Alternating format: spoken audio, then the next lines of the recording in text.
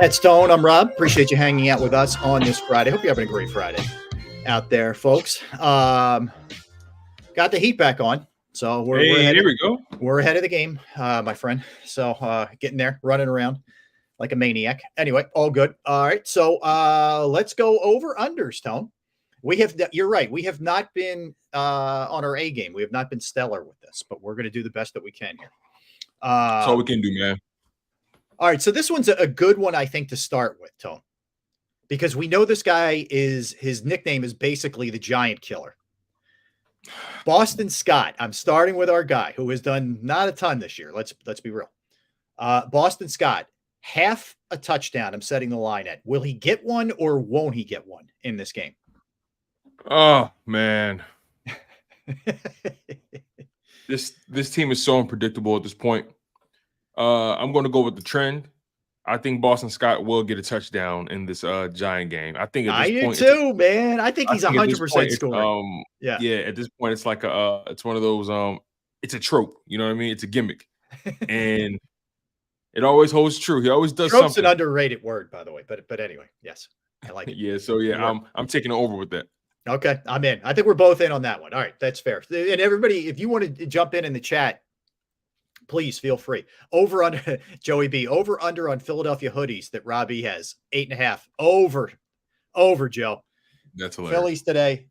We're going over. See, today I had to go. This one's a very warm one, Tone, because of the conditions in the crib. So I had to go with a heavy duty bad boy for this one. So that's why I'm wearing this one. You had to go insulated. I did go in this thing. It's crazy because it's not super bulky, but it's good quality, man. It's good quality. Anyway, how much did that cost you? Like $60? I got a little discount on this bad boy. I got a little discount. Okay. Yeah. Enough said. Yes, sir. All right, let's go. Look, this is one we always generally start with. I threw you Boston Scott because it's unusual circumstances with the Giants, but let's go Jalen here. 1.5 rushing touchdowns. For I'll take the over. He's been on a run despite the poorer play. He's been on a run with scoring touchdowns on the ground with the tush push. Yeah. I'll take the over with that. I like that too. So we're both over on that one. I'm marking these, so we will go over them, next week. Okay, all right, cool. Hurts half a touchdown pass. He didn't have any last week. He had 0 passing and 2 picks. Does he get one in the air? In your estimation? Yeah, he'll get one. He'll get one against the Giants. He has to. Yep, I'll take the over. I hate to be totally agreeable on it, but I feel like this is at least a 3 touchdown day for him. It better be. Yeah, well, it better be. It damn well better be. Yeah, I'll give you some Giants numbers in a minute, which are going to they should make you feel better. Although Seattle's numbers weren't great, but anyway, let's go Hurts 220.5 passing yards. 220. Ooh. I'll take the over with that as well. I'll take the over with that. Okay. The Giants defense is so bad. I feel like this offense, they should take this as an opportunity to just they should look at it as 7-7. Like that's how bad they are. So they got to find a way to get this thing on track, man. Again, this is all hopes and prospects because the Philadelphia Eagles haven't done much to really show me they can really put up big numbers lately, but it's the Giants. Who cares? All right. I'll just give you just to back it up. Giants are 26th in points allowed, 29th against the run, 19th against the pass. So they're and offensively, they're averaging 13.5 points per game. You know what? Let me take the under with those passing yards again. Let me take the under with that. Okay, because that's actually their strength. It's I think they have an okay pass rush too. Yeah. I think the Eagles are actually going to try to run the ball this game. So, all right, put me as the under for Jalen Hurts passing yards. Yeah, I had to think about that for a second. But conversely, offensively, they're only 31st in points and they're 32nd. They're dead last in passing yards. So if you're ever going to get the secondary right. This has to be the week. Famous last words. All right. So, all right. So you're going under on Jalen passing. Let's go Jalen Hurts rushing yards. 40.5. I'll take the over. Over. I'll take the over with that. Okay. And by the way, from the sound of him yesterday, he sounded a lot better than he sounded after the game, which, health wise, I mean. Okay, cool. All right. AJ Brown, 60 receiving yards. I set this real low. 60. I'll take over with that. Over. Okay. I think so too. I think we're looking at an 80, 90 yard game from him. Yeah, somewhere like 70, 85 for me. Because again, I think they're going to lean on the running game a lot this game. So yes, yeah. yes. Devontae, I'll give you 50 for him. We'll go a little lower than AJ. I'll take the over. He might finish the game with about 65, 70, 75, something like that. All right. I'm trying to be really conservative with these. Dallas Goedert, 3.5 catches. That's low, man. You can't figure out a way to get him more involved than 3. I don't like it. I'm going under. I'm going to be pessimistic and take the under. Yeah. So you show me you can figure that out. I think he gets 3 catches exactly. Oof. Okay. I hate to say I agree with that, but that's a problem. Hurts, half a turnover. He's either going to get one or he is, in your estimation. I'm taking the over. You got me? You got me? Did you hear that? Yeah, it got a little weird, a little staticky. Siri's like, okay, I hear you on that. I'm going to find you some wineries. That's hilarious. Siri's trying to get in on the action. Yeah. I take the overs. I think he's going to throw it. I think he's going to turn the ball over somehow. Until he shows you otherwise, I don't know how you go under. Right. He has to string together at least 2 or 3 games for me not to think that anymore. No. Yeah. All right. DeAndre Swift, total yards. This is passing and running, 75.5.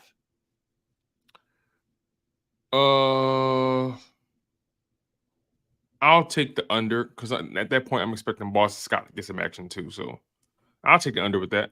Okay. I'm going to go over. I think it's a big. I agree with you that Scott's going to get action, and I think they'll get work in game well. But I think Swift's going to have a good game this game. I think we'll get close to that just on the ground, but a couple passes will push him over. I think he'll get over. Defense, Reddick, half a sack. Over. Definitely over. Yeah, I like that. I think Reddick gets 2 sacks this game. Okay. Half a sack for Sweat. Over. This is the bounce back week. This needs to be breakout city for him. Yeah, he needs about 4 sacks to make up for what happened these past several weeks. I agree. Well, I just want to see him. He's one of those got to get hot guys going into the playoffs, man. Mm-hmm. That you might have already answered this. So as a team, 2.5 sacks over under. So yeah, I got Reddick getting 2. I definitely got Sweat getting 1. I got Carter getting 1. No, you're over. Yeah, I'm over for sure. So all right. Half a takeaway for the Eagles. Will they get one or won't they get? It's been an issue all year. I'm taking the under. Okay. I'm going to go over optimistically, but I get where you're coming from. I get it. It's one of the more under. We always look at the Eagles turning it over, but we don't talk about the fact that they don't take it away enough. Exactly. With this team. Okay. Eagles first half points scored. 14.5. First half, 14.5. Over or under? I'll take the over. Okay. I'll take the over. That would be the first time in a while they got up there, right? Yeah, it would. That would be good. Okay. Over. Total points, 28.5. I'll take the under. Okay, so you think they're sitting at like 27-ish? Yeah. I think they're hanging. That's exactly what I think they're going to get. 27 should beat this team. 27. Shoulda, coulda, woulda. Tommy DeVito. I'm going to set it at 170 passing yards. 170 for him. He's going over. You know why he's going over? Because there's going to be some garbage late. Because the Eagles' defense is bad. That's that why he's too. going over. And he's going to need to. I think he's going to need to play some catch up late, and they'll be willing to give him some yardage down the field. Right. Saquon, 120 total yards, $120, ground to air. he is their offense. So I'm willing to take the over with that. Like they're feeding him the ball north of 25 times a game, 20 times a game. Yeah. I'm willing to take those odds. 120 total yards from scrimmage. I'll take that. If they hold him under that, that's a very good sign on I was going to say Sunday, on Monday. If Saquon is under $120, I think the Eagles probably win that pretty handily. I'm going to go over on that one. All right, Giants team sacks 1.5. Team sacks. I'm going to take over. I think Thibodeau gets him at least once. Okay. And yeah, I'll take the over with that. That answers my next one. Thibodeau half a sack. That's good. But hey, look, he's got 11.5 this year. He's been legit. I mean, yeah, I'll take the over with that. All right. Giants takeaways 1.5.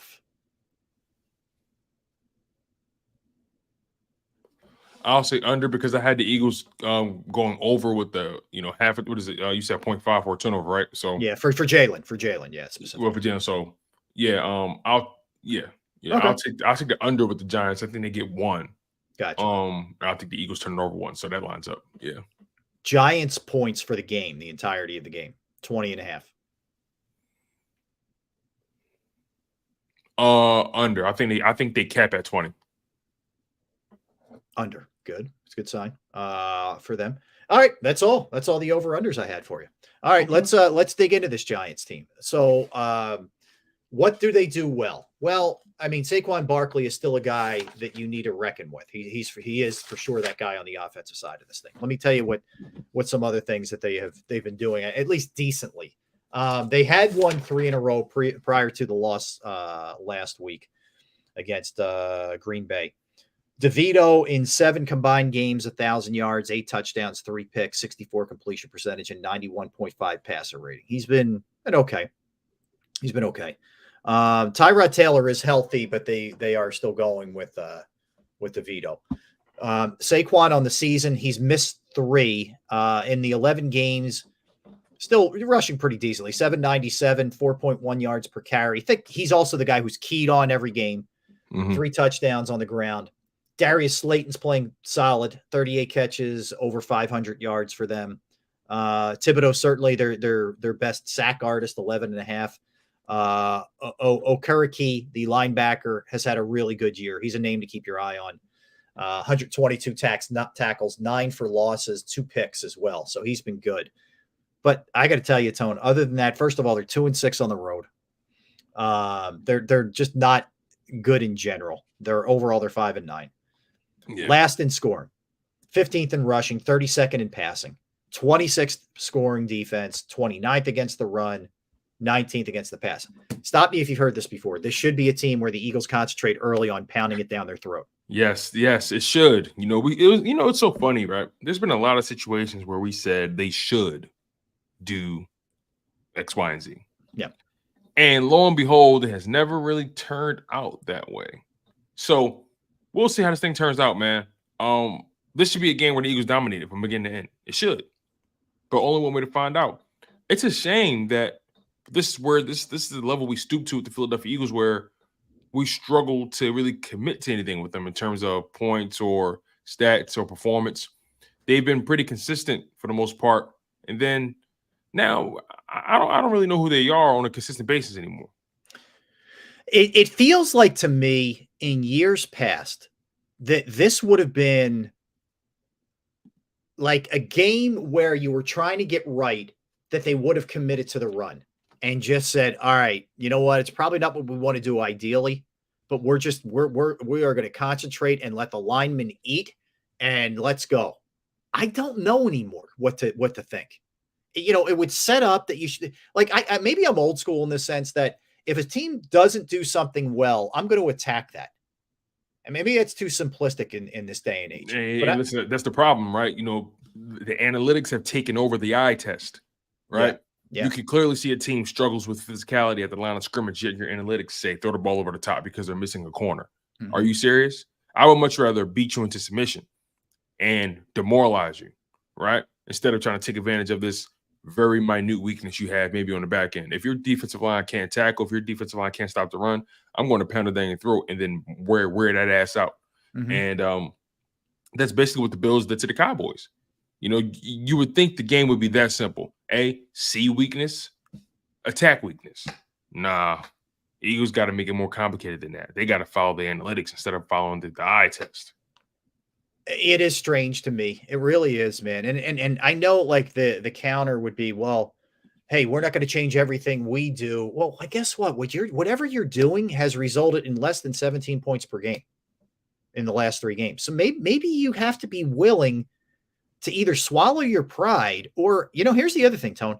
How about you put the work in to do things differently than just this is what we did last year and had so much success. That's a little underrated part of this. Either you don't know how to pivot off to anything, or maybe you don't feel like doing it, right? I mean, that's not a great thing. That's the part of it. That's the part I struggle with. Are you capable? I'm sorry. Is it because you're incapable or you don't want to? Yeah, incapable or unwilling. Which is unwilling? Exactly. Which is it? It's one or the other. It's one or the other. And if I had to roll the dice, I think they're honestly incapable. I think this is the sharpest Nick Sirianni we're going to see. Oh boy, man! I hope that's not the case. I'm a little worried myself, but that's not good. No, it's not. It's not. And I know that's pessimistic to say, but in 3 seasons, and yeah, they've been winning. Don't get it twisted. They've been winning and dominating. Don't get it twisted. But there comes a point in time where you have to pivot. And look, we're neck deep into this season. Maybe it's unfair for me to expect him to pivot, but so much, right? When you've installed a lot, I'll give him. I'll be fair about this. I'll be judicious. I'll personally give him until the next season to see if there's a different wrinkle in this offense, right? If he's finding newer ways, creative ways to maximize this talent group. If I can see that next season, which I think is fair, then I'm like, okay, all right. I see the ability to transition or evolve. But if I still see a stagnant offense in 2024, we got some issues. Yeah, boy, man. Like, I can't I know what you're saying. I can't concede that. Like, I almost feel like I'm punting on this year if I do that. I'm going to hold them accountable to make enough changes this year to fix this thing, man. Like, and I don't expect it. They're going to come out and be Sean McVay's offense on Monday. I'm not saying that, but man, is it too much to ask that you start looking a little bit more unpredictable and correct some things that it seemed pretty correctable? Like, doesn't it seem correctable that you can maybe take a check down if the deep shot isn't there? If AJ Brown's double teamed, you're throwing it underneath the Dallas Goedert. What did you say? What did you say earlier? It's sometimes things. Is it too simple? Yeah. Is it too simple of an ask? It's got to be me. It just might be too ingenious. You know what I mean? Oh. Sometimes the answers are right there in front of you, and you just still keep looking past it. Yeah, I guess, man. I mean, I trust Jalen Hurts to be better, but as far as his coaching staff, man, I'm on the fence about them right now. I am too. Fair enough. Like, my biggest thing with Nick is I know he can connect with these guys emotionally, and that's super important. I don't know that he can X and O his way out of this. And you got to have both of those components if you're going to be a successful coach with a long shelf life. Exactly. Or Tone, you better have the right guys around you. Like, he had the right guy with Steichen. But I don't know that Brian Johnson can save Nick from himself. You know what I mean? I don't know. And yeah, because Brian Johnson essentially just calling what Sirianni wants done. These are the plays, and he's choosing what. And now, granted, could he be better in rhythm with it setting things up? Yes, he could. But if Nick wants to tell me repeatedly, this is my offense, you want to blame somebody, blame me. Okay, Nick, then you get the blame. You're going to catch the heat for this. So again, I asked Jeff Kerr this. What can I blame Brian Johnson for then? What is he doing then? Can I just is it just the sequencing? You know what I mean? The lack of feel or instinct for the game. What the regression in Jalen Hurts' mechanics. What can I blame him for? I think, and Tone, if you want to bring Dank up, I can't pull him up on my laptop, but he says, how much do you chalk up being Johnson's first year? Remember how bad? Yeah, I've been willing to give him some grace here, personally. That's a reasonable take, Dank. But I'm at a point of the season where, we're pretty deep in now. I don't want to see some of the same sort of rookie mistakes. And I'll answer the question that you just asked, Tone. Like what maybe it's not necessarily schematics, but some of the mechanical stuff with Jalen, I don't know that that's too much to ask, that Brian Johnson can't help correct some of that stuff. Like, you watch both of the picks, in particular the last pick where he throws off of his back foot, like that should be getting schooled all week this week for him to be mechanically right with his feet and his hips and everything else, because he's got the arm on that play to shoot it deeper than that. That thing looked like a punt, and it was underthrown. And why is that? Because he, part of it is because he's off his back foot. Well, if they can get him into a rhythm and get him some rhythm throws early, then you can establish that, that foundation, just to start the game. But when you have him dropping back and just, all right, first play or whatever it is, he's just back there looking. No, get him in rhythm, get him some short, quick, easy throws, get the ball out of his hands, allow him to see some completions happen. And then at that point, then you take your shots. They want to keep throwing haymakers all damn day. This Philadelphia Eagles team or this coaching staff doesn't believe in a jab, and that's the problem. I'm with you. I don't. It feels like, like they're a boxer who's out there, Tone, who just goes to the middle of the ring, and every time is trying to get a knockout with every swing, rather than setting you up, jab, jab, jab. I'm going to work the body. I'll take the little things. I'll do what Brady did. I'm not afraid to dink and dunk you to death. And then guess what? When you get way up on me, that's when I'm going to beat you deep. But if you're a defense, you're an opposing defense, you're like, I'll give you the underneath stuff because you're probably not throwing it anyway. I'm going to worry about deep shots. And if I'm a boxer, I'm just going to counter some guy throwing haymakers at me, and I'll be all right. I'm too quick. I'm going to get out of the way of these. He can't work my body. He's not going to work my body. So I just think that's if we're seeing this, people watching film are seeing this, opposing defenses are seeing this. The Eagles need to be able to figure out that, like, this element of this. Obviously, the other thing is, I don't blame the coaches that Jalen's turned it over 17 times. Jalen Hurts is that a problem there, okay? And that's hurt this team. They've had some nice drives that he's, vanished because of fumbles. So he's got to be better too. He's got to be better too. I'm not letting him off the hook in the least. Yeah, remember yesterday we talked about this. We said, just because you call out one side of the ball or one person doesn't mean the other person is absolved or they, that they're exempt from the law, right? All these guys have been straight garbage, right? So I look at Jalen Hurts as a guy who has the mental fortitude to crawl out of the hole. I do right too. Now, but right now that coaching staff isn't really doing him any favors. Yeah, and he has to do a better job protecting that ball, plain and simple. I think you make a great point. I think he is mentally tough enough. He is not a crater kind of guy. So I can hang my hat on that. I think there's a lot of tough-minded guys in that locker room that this can get fixed in that sense. I really do believe that. I think that part of it is there for sure. All right, so when we come back, G Cobb's going to join us. We'll talk to G. I'm really curious to get G's take on the defense, and in particular, the changes made with Patricia and Desai, and how much different looking this can be with the personnel that they have. Like, that to me is the biggest thing.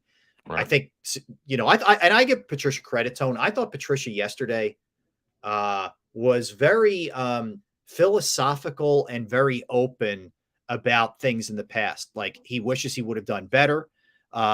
He talked about how he's mended the fence with Darius Slay, and they got off to the wrong foot, and how Slay's really helped him since he's been here. Like, he struck me as a guy who was humble, who realized that he probably didn't do things the best way. I like that. I mean, I don't know what that means the rest of the way, but he seems like a guy who's pretty open to things. To take it for what it's worth. But that was the read that I got. I listened to a lot of him yesterday, and that was my vibe off of that. All right, let's hit it. Let's come back with JAKIB. We got a lot to do between now and 2, that's for sure. I want to tell you about my good friends at Pro Action Restoration. In fact, my good friends are downstairs right now as we speak, because I had some water damage, and they're down there. They already did the ceiling in my basement. They did the ceiling in the wall in my bathroom, and they're actually working on it right now, about to finish it up with all the drywall work. After that, I'm going to get everything painted, and then I'm going to get a new carpet, and they're handling all those things. And they work in conjunction with my insurance company. That way everything kind of squares up here. So there's a lot of things you have to look at here when you're an owner of property, whether it's a house, whether it's a business, whatever the case may be. Water, fire, smoke, mold damage, all those kind of things that you're not necessarily equipped to handle, but they are. Pro Action Restoration, they are licensed, bonded, fully insured. They've been serving the tri-state area for more than 2 decades. Pro Action will work in conjunction with your insurance company also. So again, water, fire, smoke damage, mold remediation, you name it, they can handle it. Give them a call, 610-623-3760, 610-623-3760, or online at proactionrestoration.com. That's proactionrestoration.com.